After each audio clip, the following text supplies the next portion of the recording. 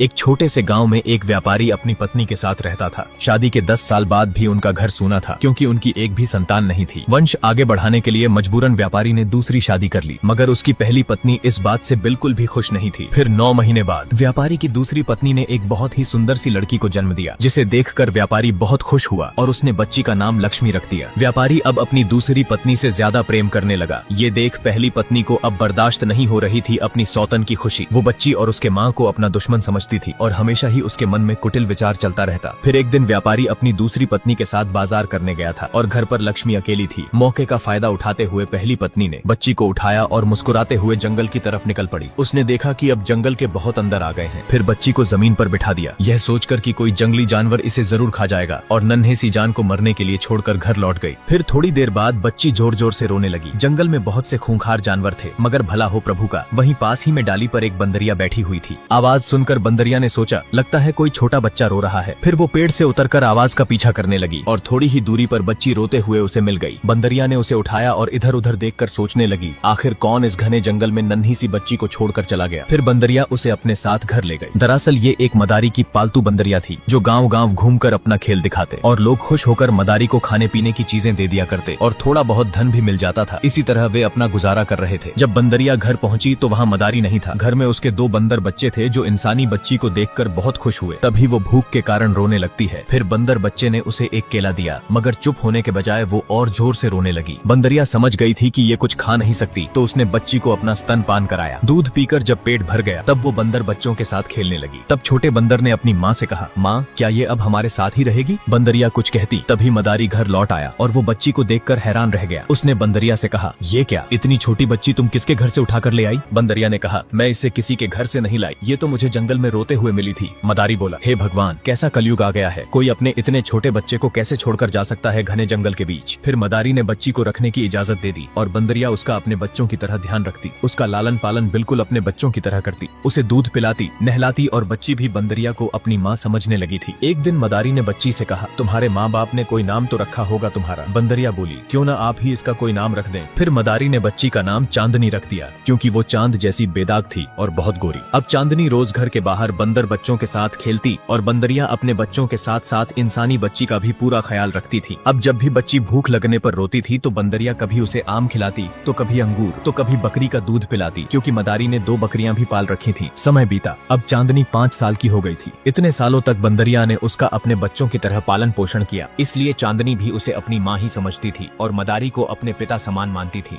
चांदनी अब 16 साल की हो गई और वो भगवान कृष्ण की बहुत बड़ी भक्त थी। अब बंदरिया के साथ घर के कामों में वो भी हाथ बटाती, घर की साफ सफाई करती। चांदनी को अब खाना भी बनाना आ गया था। जब भी बंदरिया और मदारी खेल दिखाने के लिए घर से चले जाते, तब वे दोनों बंदर बच्चे चांदनी का मनोरंजन करते, उसके साथ खेलते और पास में रहने वाले सभी छोटे मोटे जानवर चांदनी से मिलने चले आते। अब ये जंगल ही चांदनी का घर और यहाँ के सभी जानवर उसका परिवार थे। एक दिन मदारी ने चांदनी से कहा, मेरी बच्ची, मुझे कुछ दिनों के लिए दूसरे गाँव के मेले में खेल दिखाने जाना है। मैं और बंदरिया जल्द ही लौट आएंगे। मैंने तुम्हारे और दोनों बंदरों के लिए खाने पीने की चीजें भरपूर मात्रा में घर में रख दी हैं। तुम्हें किसी भी चीज की दिक्कत नहीं होगी और बंदरिया के दोनों बच्चे हमेशा तुम्हारे साथ ही रहेंगे। ये तुम्हारी हर बात मानेंगे और तुम्हारे लिए पानी भरकर खुद ले आएंगे। खाना बनाने के लिए लकड़ियाँ भी यही लेकर आएंगे। तुम बस घर में ही रहना। फिर अगली सुबह मदारी और बंदरिया मेले की तरफ चल दिए। उनके जाने के बाद चांदनी भोजन बनाने बैठ गई। भात और सब्जी बनाने के बाद वो मुंह हाथ धोने गई। इधर बंदर को भूख लगी तो उसने गर्म कढ़ाई को उतारने की कोशिश की, पर सारा खाना चूल्हे में गिर गया। चांदनी वापस घर में आई तो उसने देखा कि बंदर ने सारा खाना जमीन पर गिरा दिया है। फिर उसने बंदर से कहा, ये तुमने क्या कर दिया? इतनी मेहनत से बनाया था मैंने खाना, देखो तुमने सब खराब कर दिया है। तुम बहुत स्वार्थी हो, तुमने ये नहीं सोचा कि हम लोग क्या खाएंगे। और गुस्से में चांदनी ने बंदर को तुरंत घर से भाग जाने को कहा। बंदर उदास होकर बाहर चला गया। फिर चांदनी ने देखा कि सब्जी चूल्हे में गिर चुकी है और आग बुझ गई थी। उसने सोचा, अब क्या होगा, मैंने तो बहुत मुश्किल से आग जलाई थी। अब चांदनी और दोनों बंदर पूरा दिन भूखे बैठे रहे। फिर उस बंदर ने सोचा, ये मैंने क्या कर दिया, अगर जल्दबाजी न की होती तो हम लोग इस तरह भूखे न रहते। जब भूख से रहा नहीं गया तो चांदनी जंगल में फल तोड़ने गई। तभी उसे वहाँ एक मिट्टी का घर दिखा और घर से धुआं भी निकल रहा था। ये देख उसने सोचा, वहाँ तो धुआं उठ रहा है, जरूर वहाँ कोई रहता होगा। मैं जाकर उनसे खाना पकाने के लिए आग मांग लूंगी। फिर चांदनी उस घर की तरफ चली गई, इस बात से अनजान कि उस घर में एक पति पत्नी का जोड़ा रहते थे, मगर ये कोई साधारण लोग नहीं थे। पत्नी एक आदमखोर थी और उसका पति एक खूंखार दैत्य। फिर चांदनी घर के पास पहुँच गई और उसने आवाज लगाई। जब औरत ने दरवाजे पर लड़की को देखा तो उसके मुँह से लार टपकने लगी और उसने सोचा, अगर मेरा पति शिकार ढूंढने बाहर नहीं गया होता तो मैं इसे अभी मार कर खा लेती। औरत ने कहा, बेटी तुम कौन हो और कहाँ से आई हो और तुम्हें क्या मदद चाहिए? चांदनी बोली, मैं थोड़ी सी दूर एक झोपड़ी में रहती हूँ और मुझे खाना बनाने के लिए आग चाहिए। दरअसल मैं एक मदारी के साथ रहती हूँ जो बहुत अच्छे इंसान है और घर में 2 बंदर भी हैं। उनमें से एक ने सारा खाना चूल्हे में पलट दिया और आग बुझ गई। अब आप मुझे जल्दी से आग दे दीजिए ताकि हम खाना बना सकें। फिर औरत ने कहा, आग तो मैं तुम्हें दे दूंगी, मगर उसके बदले तुम्हें मेरा एक छोटा सा काम करना होगा। घर के पीछे 2 गाय बंधी हैं, तुम्हें उनको चारा काट कर खिलाना है। चांदनी भी मान गई। अब जल्दी जल्दी उसने घास काटा और घास दोनों गायों को डालकर चांदनी औरत के पास गई और बोली, मैंने आपका काम कर दिया, अब आप मुझे आग दे दीजिए।